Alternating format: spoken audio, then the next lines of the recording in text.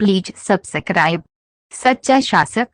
कंचन one में शेर सिंह नाम का शेर राज करता था। उसकी मृत्यु के बाद वहां बिना राजा की स्थिति ऐसी हो गई थी जैसे जंगलराज हो, जिसकी जो मर्जी वह कर रहा था। वन में अशांति, मारकाट, गंदगी इतनी फैल गई कि वहां जानवरों का रहना मुश्किल हो गया।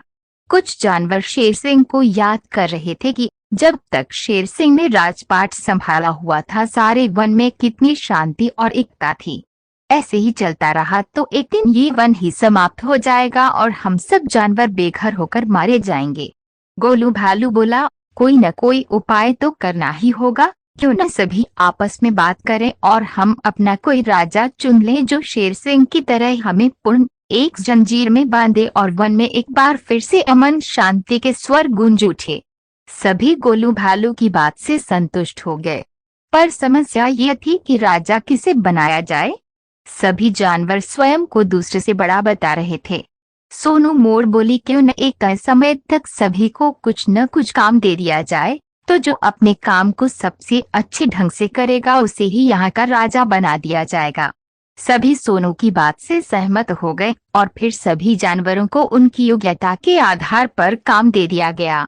बिम्पी लोमड़ी को मिट्टी हटाने का काम दिया गया तो भोलू बंदर को पेड़ों पर लगे जाले हटाने का, सोनू हाथी को पत्थर उठाकर एक गड्ढे में डालने का काम सौंपा गया था और मोनू खरगोश को घास की सफाई का।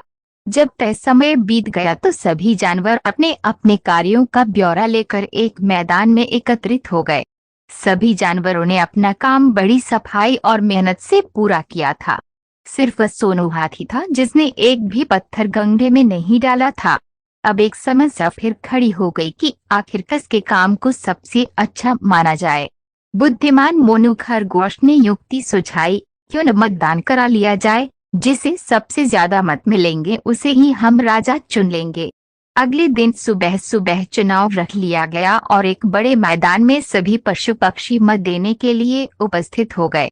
मतदान समाप्त हुआ और उसके पश्चात मतों को गिनने का काम शुरू हुआ। ये क्या? सोनू हाथी गिनती में सबसे आगे चल रहा था और जब मतों की गिनती समाप्त हुई तो सोनू हाथी सबसे ज्यादा मतों से विजयी हो गया। सभी जानवर एक दूसरे का मुंह ताक रहे थे।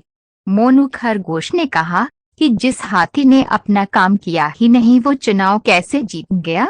बिम्पी लोमड़ी ने कहा, अरे जीतने से क्या होता है, हम सभी इस चुनाव को रद्द कर देते हैं। हम ये कहेंगे कि मतों की गिनती गलत हुई है पक्का।